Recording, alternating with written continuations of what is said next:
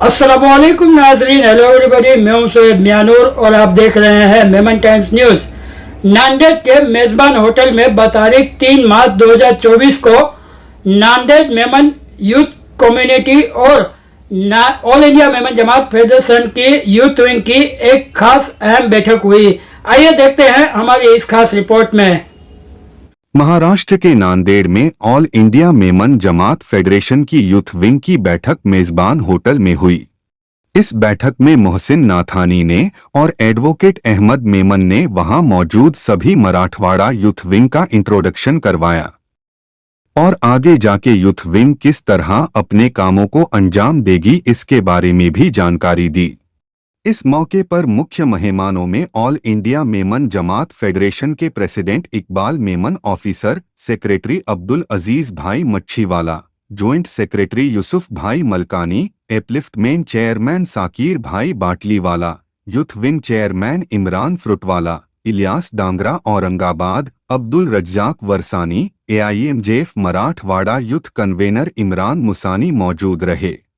बधे से पहला all India Memon Jamat federation जा president Haji Iqbal Memon officer sir ने जो जितना डेलीगेट्स आविया इन बेगा टीम आई है फेडरेशन इन्हें जो खैर मकदम करा तो कि नांदेड़ आविया ने असा के टाइम दीनिया असा जे मतलब खिदमत जो मौका दीनिया कि असा ये प्रोग्राम गिनी रहे हैं। अल्हम्दुलिल्लाह आज नांदेड़ में 3 प्रोग्राम थी ना इनके हिसाब से पूरी मेमन कम्युनिटी ट्रस्ट की टीम के बिहाफ पे आओ बदे के वेलकम करा तो मैं शुक्रिया अदा करा तो कि आज जो 5 प्रोग्राम रखिया है ना अल्लाह करे इनमें कामयाबी मिले ने 5 मेहनत के अल्लाह कबूल करे।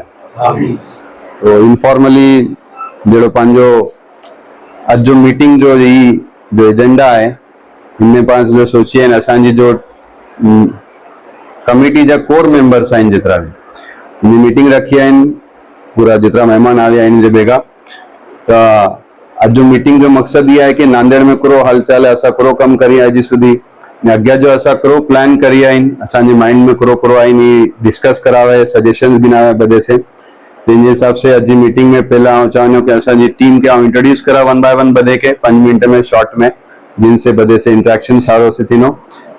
सबसे पहला तो पंहिंजे मोहसिन भाई नाथानी के लगे तो इंट्रोडक्शन की जरूरत ना है तावी असांजा यूथ जा ने बदे के आकड़े ठिकाने करण वाला बदे के आकड़े प्लेटफॉर्म पे गिनी अचन वाला मोहसिन भाई नाथानी जो नाम तो यूथ है मगर काम बोलेंगे तो बहुत बड़े बड़े कर लेते अल्हम्दुलिल्लाह। तो मोहसिन भाई नाथानी हमारे यूथ विंग के जॉइंट सेक्रेटरी। उसके बाद हमारे इमरान भाई मुसानी जो मराठवाड़ा कन्वीनर बनाए गए हैं अभी यूथ विंग के all India Memon Jamat federation के।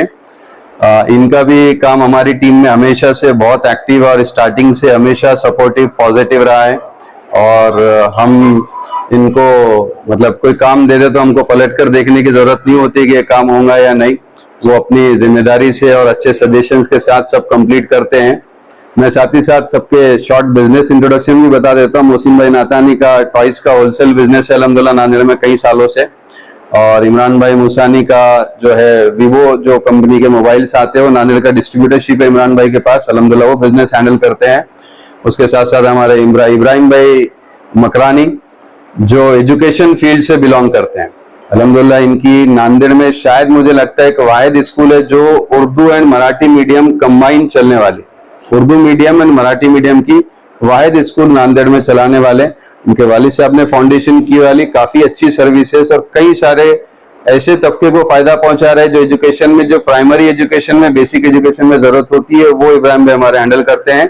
मेमन कम्युनिटी ट्रस्ट के हमारे वाइस प्रेसिडेंट है इब्राहिम भाई नाथा मकरानी और इसके साथ साथ जो है उनका जो काम है वो मतलब हमेशा पहले कई सालों से उनके वालिद साहब के जमाने से ही जमात के कामों में इन्वॉल्व है हमेशा से कहीं ना कहीं एक हमारे साथ पॉजिटिव और एक कोऑर्डिनेटेड एफर्ट्स के साथ रहते हैं।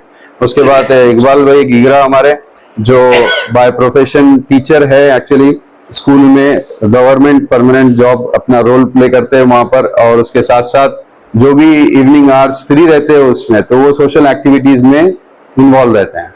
उसके बाद हमारे जावेद भाई गिगरा जो बाय प्रोफेशन अकाउंटेंट है अकाउंटिंग का काम करते हैं। कई सारे बड़े बड़े बिजनेसेस जो नांदेड़ के हैं उनका काम संभालते हैं। आई गेस मेजबान होटल का भी काम अकाउंटिंग का शायद वही करने वाले हैं इंशाल्लाह। तो ये भी एक बोल सकते हैं एक्टिव, हार्ड वर्किंग और बहुत ज्यादा इन्वॉल्व मेंबर है हमारी कमेटी के। फिर उसके बाद फजल भाई शरीफ हमारे, जो कई सारे ऐसे कन्फेक्शनरी के आइटम्स का डिस्ट्रीब्यूशन का काम करते हैं। वो भी जो रेगुलर एक्टिविटीज होती है डेली बेसिस में, उसमें सबसे ज्यादा इन्वॉल्व रहने वाले आदमी हमारी टीम में।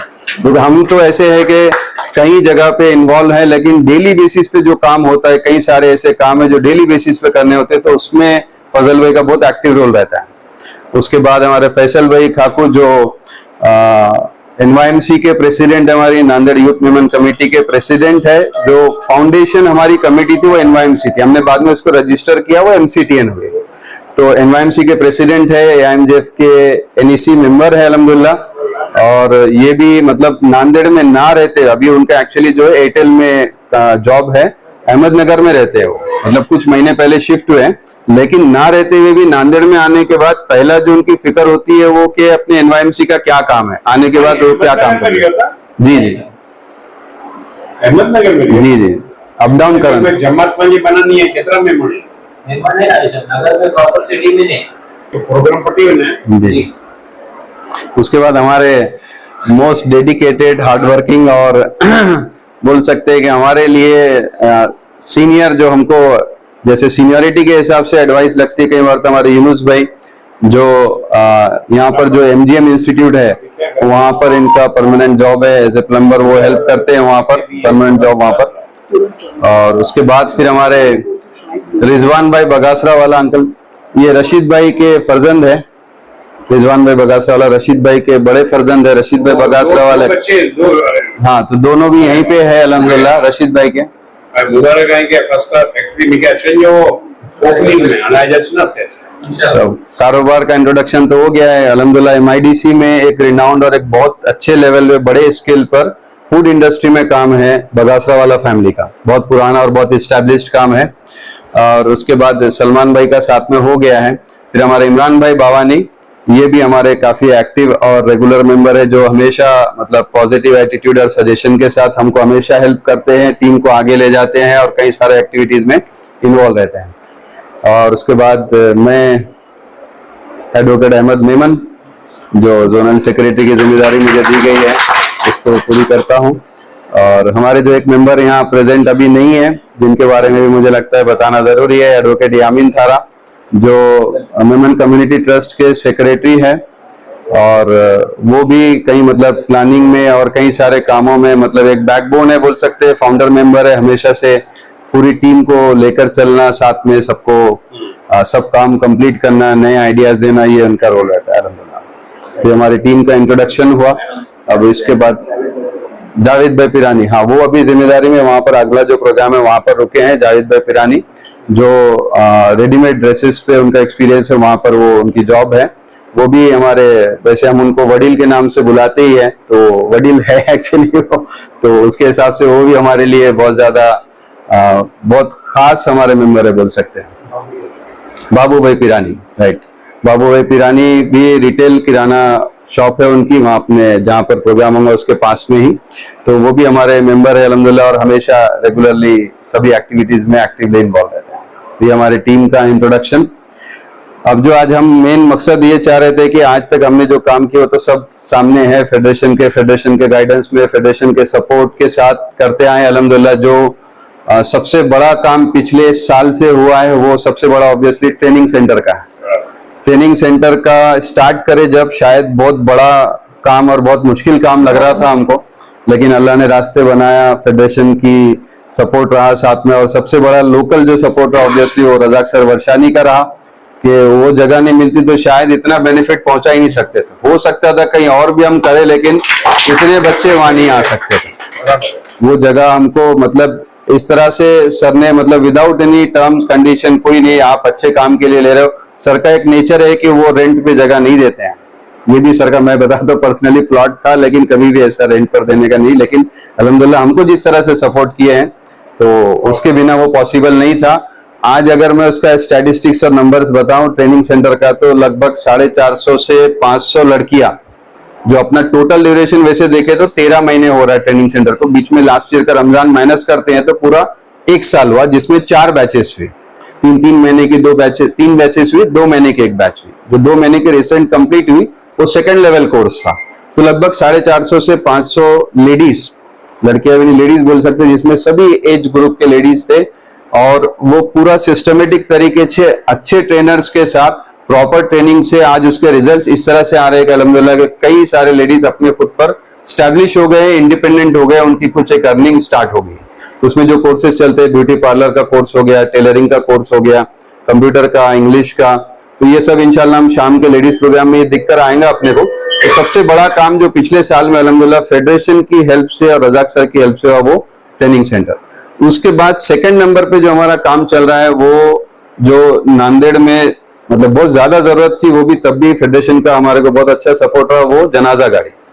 ऑन एन एवरेज मुझे लगता है डेली के 2 से 3 उसकी रिक्वायरमेंट कम से कम डेली उसके बुकिंग्स रहते हैं। मतलब नांदेड़ में क्या हो गया, अभी सिटी एक्सपांड होता चला गया। पहले ऐसा था कि गाड़ी की जरूरत नहीं थी, पास होते थे खबरस्तान तो चले जाते थे पैदल ही, लेकिन ये एक्सपांड होने से, सिटी बाहर होने से इसकी इतनी जरूरत अचानक से, और उसी टाइम पे अल्हम्दुलिल्लाह अपन ने शुरू की, तो on an average daily 2-3 booking हो रही, मतलब बहुत बड़ी बात है। उसको अल्हम्दुलिल्लाह मेंटेन भी कर रहे हैं। इसमें ज्यादा क्रेडिट तो ऑब्वियसली हमारे मोहसिन भाई को जाता है, उसका मेंटेनेंस, गाड़ी का प्रॉपर ध्यान रखना, बुकिंग का मैनेजमेंट करना, टाइम पर पहुंचना जिम्मेदारी का काम होता है।